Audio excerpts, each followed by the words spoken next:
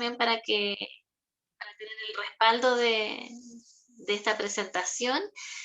Y Ya. bueno, yo les comentaba, ella es Paula Martínez, psicóloga perinatal y también es parte del Colegio de Psicólogos y también del Centro Casa Natal. No sé si tú también quieres presentarte como para contar un poco tu experiencia, cuántos Ujú. años llevas como psicóloga perinatal. Bueno, lleva muchos años.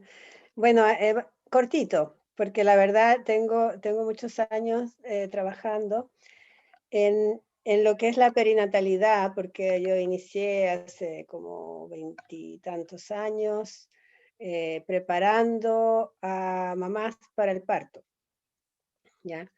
Y en la psicología perinatal empezó a tomar auge hace menos tiempo. Es una rama de la psicología que tiene unos 20 años desde que inició así a hablarse de esto, ¿ok? Entonces, cuando yo me inicié no había campo como tal en la salud mental perinatal, sino que abordábamos el tema del parto. Eh, Decía Karina que yo estoy en el Colegio de Psicólogos, pero específicamente yo soy comisionada en perinatalidad. Es una como subcomisión de la Comisión de Infancia del colegio, por esta misma razón de que es un área nueva, que recién se está considerando que hay una experiencia específica psicológica en torno a los nacimientos, en torno a la concepción, la gestación, el parto, el puerperio y la crianza más temprana. Entonces, ni siquiera fíjense, ni siquiera en las mallas de la carrera de psicología existe todavía este periodo, como que se empieza a considerar el desarrollo desde ya el niño nacido de un mes para adelante, ¿no? Y son además parámetros fisiológicos los que se han considerado en esa edad tan temprana. Pero todo eso está cambiando y felizmente ya podemos entender que la etapa perinatal es muy importante en el desarrollo psicológico, psicomotor, psicosocial, en todo lo que tiene que ver con la experiencia humana de los padres, no solo de la madre, sino también ahora del padre y del bebé. Claro, porque Bueno, pues eso. tú has Sí, dime. manifestado que, o sea, antes de empezar con la presentación, tú has manifestado sobre esto último que el padre sí importa, porque muchas veces se deja un poco de lado en este proceso y ustedes han tratado, de hecho están con una encuesta que no sé si todavía está activa para invitar, igual Todavía. aprovechar de que la respondan los padres que puedan ver este video o las parejas de quienes estén viendo esta presentación. Sí, ojalá sí puedan responder esta encuesta, está dirigida a los papás. Justamente porque como mujeres sabemos todo el desarrollo que ha tenido las diferentes olas feministas y cómo nosotras mujeres hemos avanzado en el mundo fuera de la casa, ¿no? En el mundo profesional, en el mundo político, en el mundo económico, cómo las mujeres hemos ido ganando terreno fuera del ámbito doméstico y cada vez con más fuerza y con más propiedad, diría yo. Entonces, la maternidad también ha tenido este beneficio de que hemos empezado a hablar, las madres, de lo que nos pasa, ¿no? Hemos empezado a decir que la maternidad no es esta mecedora con una guagua plácida en brazos, ya que puede ser un momento fugaz, tal vez, maravilloso, pero que en realidad la maternidad es mucho más que eso, es mucho más compleja que eso, es mucho más desafiante, difícil, complicada de vivir, y más cuando también estamos en el mundo de afuera, trabajando, estudiando, teniendo carreras, eh, teniendo participación. Entonces, como que las mujeres nos hemos ido empoderando mucho y los hombres han ido un poquito a la saga de este desarrollo, ¿ya? Y en cuanto a la maternidad, de la misma manera. La maternidad sigue siendo mirada solamente como un asunto de mujeres. Y eso tiene sus razones y tiene también sus problemas. Pero bueno, no es específicamente el tema de Sí, este encuentro, ¿no es cierto? sí, da para mucho. Bueno, Sí. voy a compartir la pantalla para mostrar esta segunda parte de la presentación del estudio sobre Ujú. salud mental materna. Em, bueno, básicamente vamos a comenzar hablando sobre las expectativas del parto. A veces tenemos un plan de parto, todas hemos tenido una idea y sobre todo con lo que nos muestran en la publicidad, las películas, así, y todas tratamos de tener el mejor momento posible, a veces llegamos informados, otras veces no. Y en este sentido hay un 51% de las encuestadas que dijo que el parto fue por cesárea, que es una cifra bastante alta, considerando lo recomendado. Un 46% tuvo parto normal. Dentro de este porcentaje, una agregó que fue con forceps y otra que fue con parto natural en casa. 272 mamás indicaron que no fue como ellas habían planeado. Recordemos que son 438 de las madres que respondieron a este estudio. Y bueno, aquí está el gráfico que muestra estos datos. Respecto de los bebés prematuros, hay un 89% que dijo que no había tenido bebés prematuros y 10% que sí. Y esta es una de las cifras que me llama bastante la atención, sobre todo porque podría ser aún mayor considerando que a veces uno se da cuenta mucho después de que sufrió violencia obstétrica, eh, a partir de relatos, de conversaciones con otras mamás, pero aquí por lo menos las que respondieron, un 24% dijo que sufrió violencia obstétrica.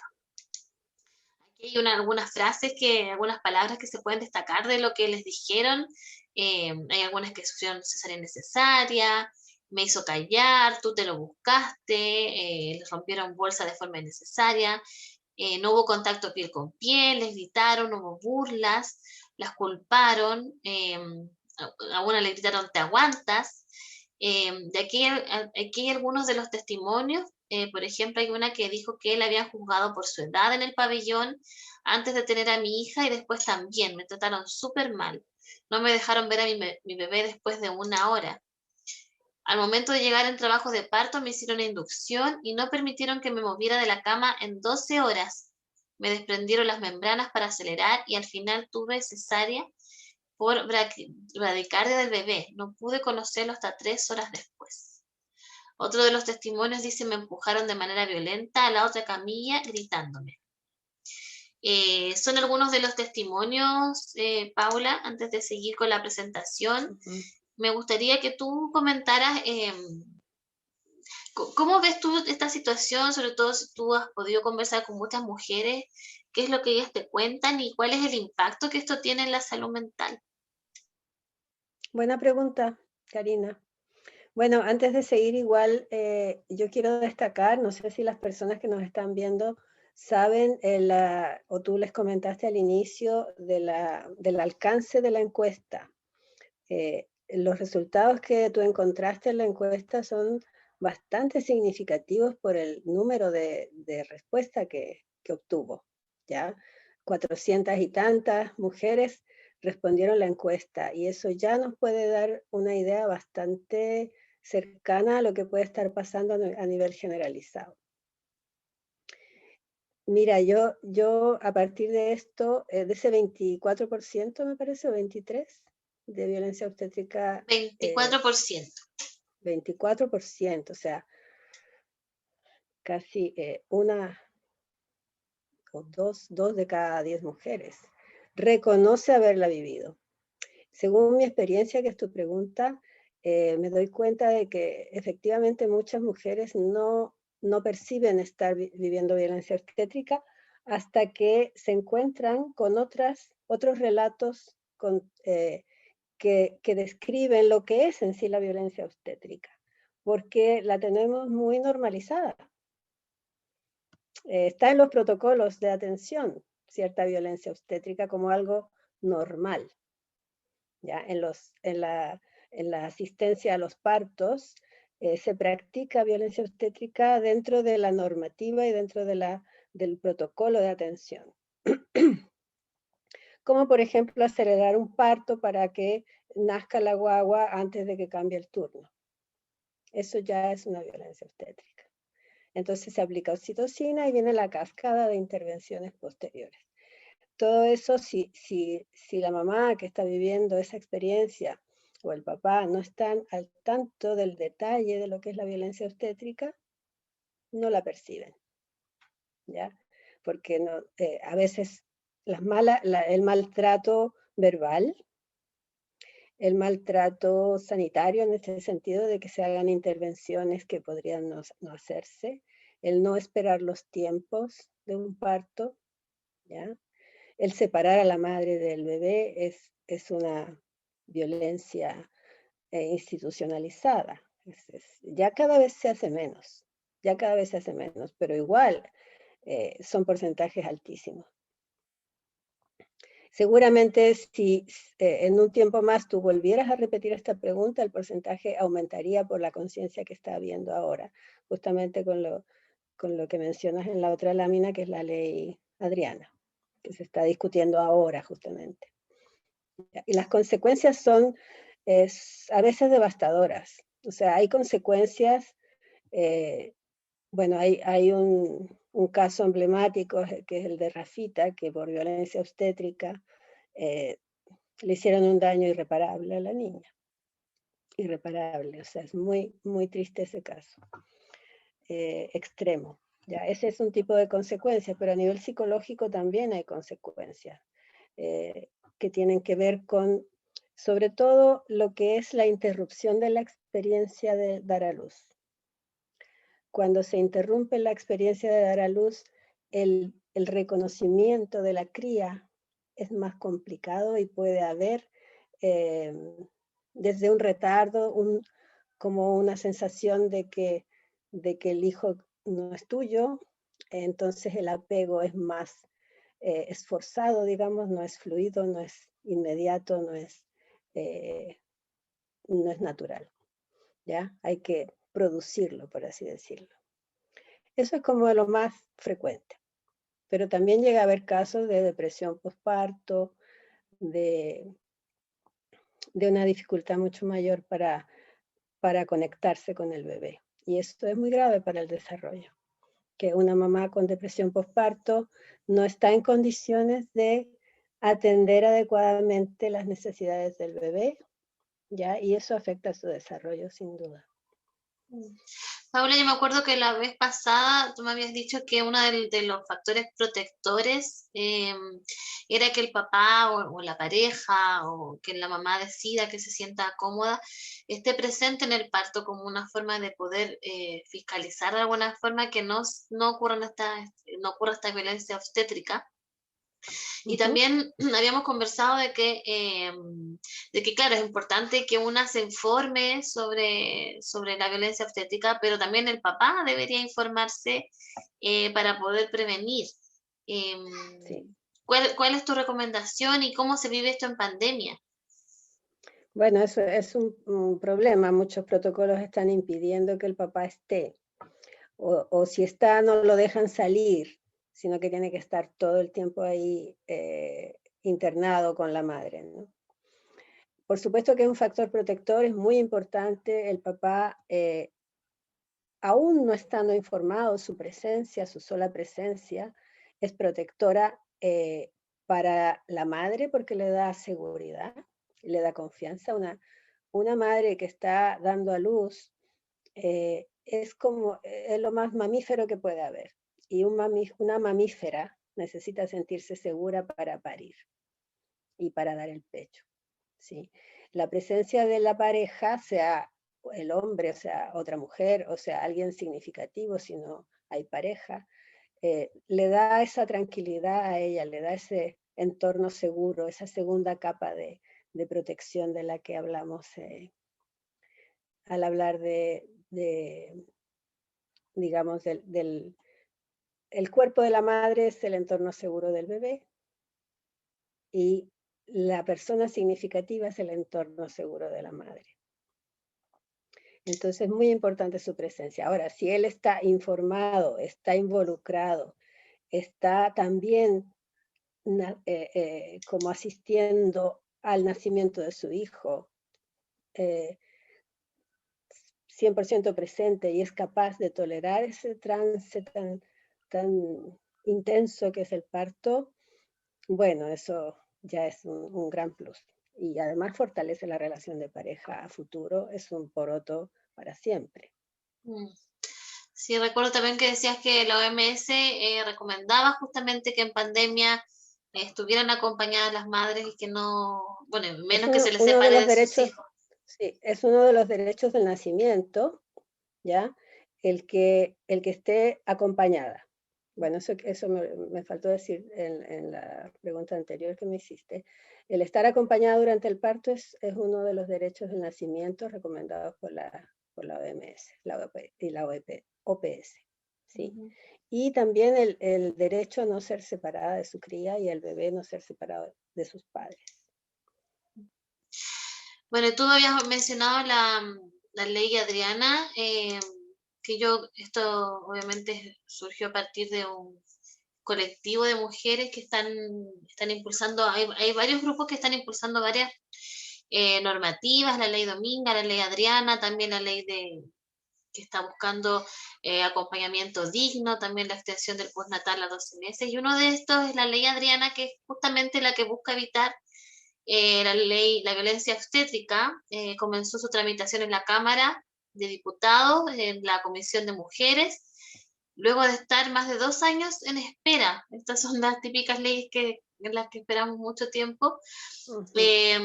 La autora es la diputada Claudia Mix, y justamente busca regular, garantizar, promover derechos de las mujeres, los recién nacidos y la pareja, no solo al momento del parto, sino también previo y posterior a este.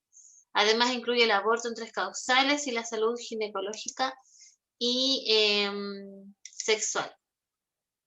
Bueno, aquí se habla un poquito de los problemas de salud mental que algunos tú habías mencionado, que distorsiona e interrumpe la vivencia del parto, altera también la fisiología neurohormonal del parto.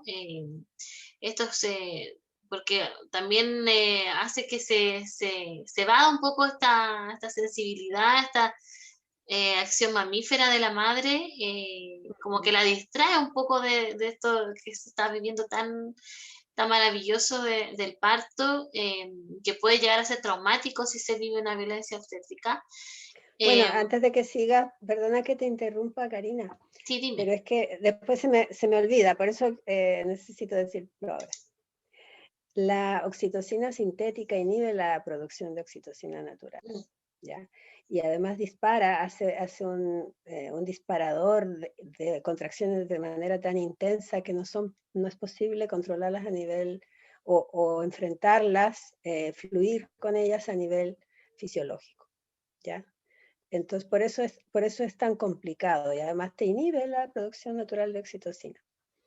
Paula, Eso quería decirte. y respecto de la ley Adriana, ¿cómo ves tú todas estas iniciativas que se están impulsando y específicamente la ley Adriana? ¿Qué tan importante es que contemos con esta normativa? Si tú crees que realmente pueda parar o por lo menos disminuir la violencia obstétrica, que exista mayor conciencia, porque como tú decías, está como bastante normalizado. Ujú. De hecho, yo he conversado con matronas que hablan como que desde la formación ya están ahí instauradas algunas prácticas de violencia obstétrica, obviamente sin ningún afán de generar daño ni nada, sino que solamente es por un tema de transformación que no se ha hecho en algunas Ujú. instituciones. Bueno, hay que saber que todo esto, estas prácticas no son malintencionadas, Ujú. sino que vienen de un modelo médico de control. El problema es que se ha dejado de lado todo lo que es la experiencia humana del parto y el nacimiento, que no son enfermedades, ¿no? Entonces, el tratarla, todo viene de evitar la muerte materno-fetal y la muerte neonatal, ¿sí? Y en eso se ha conseguido, medicalizando el proceso, se ha conseguido disminuir significativamente. Pero el problema es que con eso vienen aparejadas a lo largo del tiempo el olvido de la persona. Entonces, la paciente viene siendo la paciente, la madre que tiene un bebé, ya no es una persona, es una paciente. Entonces, en ese sentido queda como una cosa. Una de las quejas que escuchamos es que hablan de ella, delante de ella, como si no estuviera, ¿no? O tienen expresiones que la asustan, ¿ya? O no le explican lo que está pasando o lo que le van a hacer, o le hacen un corte, una episiotomía sin decirle que le van a hacer esa episiotomía, ¿ya? O intervienen, hacen estas intervenciones sin su consentimiento y sin la información. Son problemas que vienen aparejados con la medicalización del parto y el nacimiento, que en principio tenía porque en realidad una tasa del 50% de cesáreas no es la tasa normal de cesáreas, ¿ya? No es que la cesárea en sí no sea buena en muchos casos, pero según la OMS también el porcentaje, digamos, estándar y aceptable de cesáreas va hasta máximo un 11-12% de los nacimientos. Y acá estamos hablando de un 50 y tantos por ciento. Entonces, ¿por qué pasa esto? Resulta que es mucho más, ¿cómo se dice?, económicamente conveniente una cesárea, naturalmente para quien brinda el servicio, una cesárea que un parto. Así de simple. Y además el médico y el equipo tienen más control de la situación. Puede controlar los tiempos, puede controlar sobre todo los tiempos, que es lo caro, ¿no? También ahí. Entonces la cesárea lo acorta, las intervenciones obstétricas van en ese sentido de acortar los tiempos de un parto. Sí, y bueno, y de lo que les estaba mostrando sobre los efectos de la salud mental, bueno, ahí también mencionaba muchas de las cosas que decías tú, que conduce a una separación del recién nacido y la madre, impidiendo el contacto piel con piel, también altera el establecimiento exitoso y la continuidad de la lactancia materna, porque claro, afecta hasta el apego, el vínculo que se da de forma inmediata. De hecho, hay algo que yo no sabía y que mucha gente no sabe, que el bebé nace sabiendo mamar, pero la mamá no tiene ese instinto inmediato de dar lactancia materna. Y el bebé sí es capaz de, por ejemplo, arrastrarse y llegar hasta el pecho para poder amamantarse. Y esto, con todas estas prácticas, esto se puede impedir de alguna forma. También aumenta necesariamente el gasto público de bolsillo en cesáreas evitables, que es lo que tú decías, y en consultas de salud física y mental. Esto es del texto No más violencia obstétrica, promoción de derechos del nacimiento en Chile, que justamente tiene relación con la ley Adriana.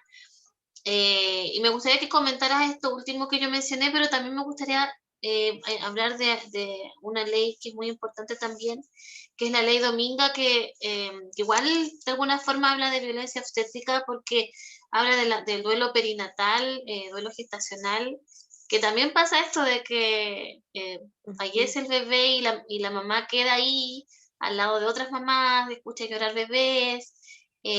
No se les avisa, por ejemplo, las visitas que la mamá o la familia, el padre también que sufre esta pérdida, ha vivido esta situación de duelo perinatal. ¿Cómo ves la importancia de que se apruebe la ley Dominga, que de hecho ayer estaba en discusión? Muy importante que se apruebe esa ley. Desde luego, forma parte de esta deshumanización que hay en torno a los nacimientos.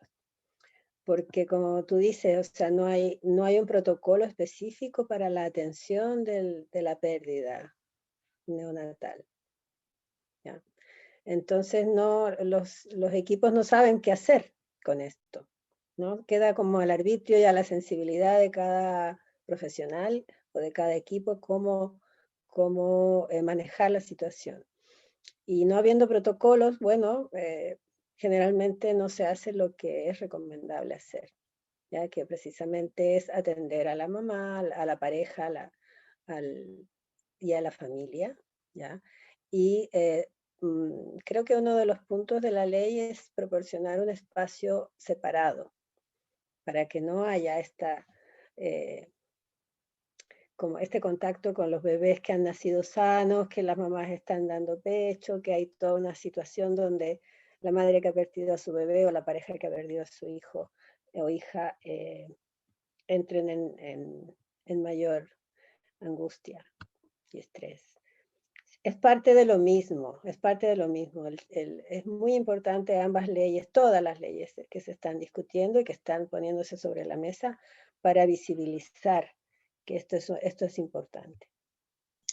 Sí, también me acuerdo que otro de los puntos de esta ley Dominga es que se capacite al personal médico para que sepa con qué lenguaje hablarle a esta mamá, a este papá que ha sufrido una pérdida.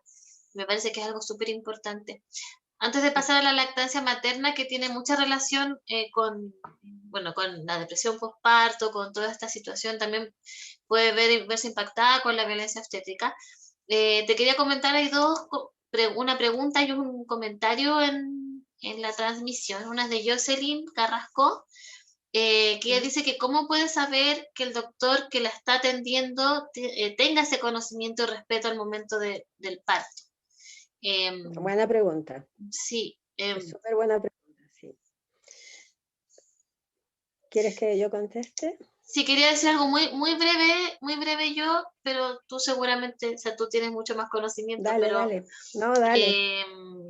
yo, o sea, pienso que una de las cosas principales es preguntar de forma inmediata si la matrona, también el doctor, están en conocimiento del parto respetado. Informarse sobre el parto respetado, si es que está tu pareja y tú, para saber si están preparados para estas prácticas y cómo lo llevan a cabo. Es como súper importante. Paula, lo que querías decir tú. Sí, sí, esa es por supuesto, una cosa que se puede hacer. Sin embargo, yo creo que lo más importante es llegar empoderada y con conocimiento, ambos, pareja. O sea, prepararse con algún taller de preparación al parto y al nacimiento. Sí, hay bastante oferta en este momento. Me parece que incluso a nivel del Chile Contigo, Crece Contigo, hay talleres de preparación, donde puedan saber primero cuáles son las prácticas que pueden llegar a ser violencia obstétrica, porque hay prácticas que a veces son necesarias, ¿ya? Cuando hay un problema con el desarrollo del bebé, por ejemplo, y se les quiere monitorear el latido, monitoreado constante, siempre y cuando, porque hay posibilidad de monitorear sin limitar el movimiento de la mamá durante el trabajo de parto, ¿ya? Entonces, estar bien informados ambos es lo primero que yo recomendaría. Segundo, estar atenta a señales que te dé tu médico, tu matrona, que te asusten. Si hay, si hay comentarios o se deslizan la idea de que esto puede ser peligroso, eh, sin fundamento, ¿no? Porque, a ver, si tú tienes, por ejemplo, la presión alta o si tienes una placenta previa, si hay alguna condición que pueda generar problemas a la hora del parto, por supuesto que hay que tener confianza en que tu médico va a saber atender eso. Pero cuando se deslizan comentarios sin esos fundamentos que puedan asustarte porque sí, ¿ya? Cuando se habla de que tu cadera puede ser muy estrecha, por ejemplo. Eso no tiene sentido. Es una de las típicas cosas que hace que dan susto, porque en realidad la pelvis, la abertura de la pelvis se mide por dentro, no por fuera. Y además en el momento del parto, todas sus articulaciones son blandas y la cabeza, los huesitos del cráneo del bebé se traslapan. Entonces, eso ha sido un argumento muy clásico para generar que este parto no se va a poder hacer por vía natural, o que vamos a tener problemas, o que va a haber sufrimiento fetal. Y lo otro es revisar los récords del médico. ¿Qué tasa de cesáreas tiene? ¿Ya? ¿Qué comentarios hay sobre él? Informarse. ¿Ya? Informarse Sí. sobre la tasa de cesáreas. Si va por un 50% de cesáreas, lo más probable es que tú caigas también en ese porcentaje. Sí, yo recuerdo que yo busqué comentarios sobre los ginecólogos. Me parece que es súper importante informarse y bueno, y hay muchas matronas también que saben de partos respetados. Muchas. Ahí yo, bueno, ahí si quieren pueden preguntarme. Ujú. Hay muchas personas que están constantemente actualizándose, informándose sobre parto respetado y estudiando mucho más para no quedarse solo con lo que les han enseñado. Y eso me parece que es muy importante. Y la otra pregunta es de Carla, que nos dice que, o sea, en realidad es un comentario, pero igual puedes comentarlo tú también, Paula, que dice que también me parece interesante relevar la experiencia instintiva de la mujer. No se nos escucha en los espacios médicos como si fuéramos ignorantes de este proceso que nos pasa por el cuerpo. Qué más valor que nuestra voz, nuestra opinión? Eso dice ella, Carla. Muchas gracias. Sí, claro, por supuesto. Todo se basa cuando decimos que las mujeres muchas veces somos cosificadas en este proceso natural de parir. Se refiere a eso, en que no es válida la voz, la intuición de la mamá. Sin embargo, yo creo que acá hay que escuchar a la mamá, también hay que escuchar a las personas que te están atendiendo. Y para eso es básico tenerles confianza.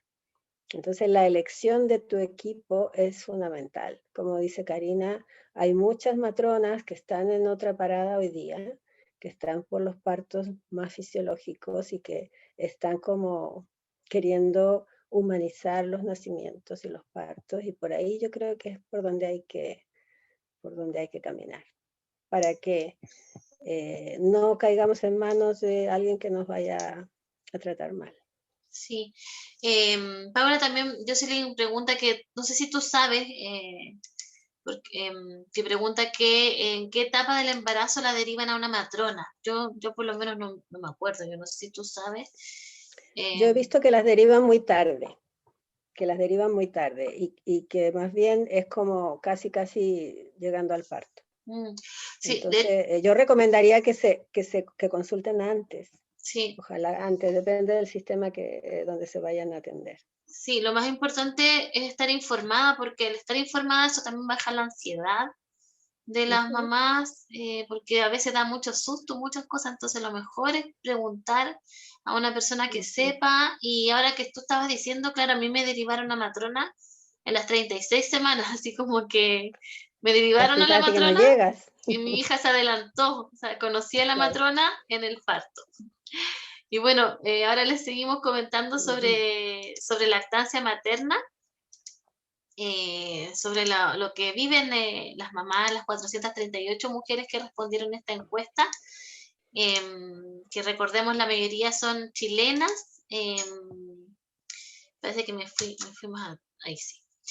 ¿Cómo fue el proceso de lactancia? El mayor porcentaje dijo que fue gratificante, que este es un 15%, seguido de agotador, un 13%, y complejo.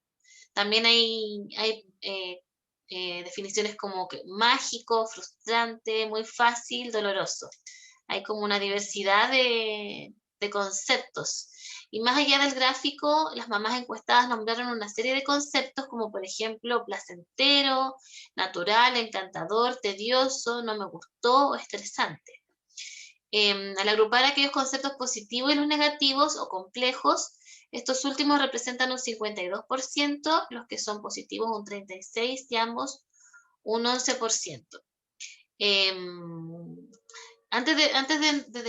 de hablar de estas cifras, es muy importante tener en cuenta que la lactancia exclusiva es obviamente lo mejor para el bebé, pero también hay muchas veces que se vive esta situación que es real de mamás que no viven satisfactoriamente la lactancia, quizás se pueden asesorar por asesoras de lactancia, tanto para seguir como para no seguir la lactancia exclusiva.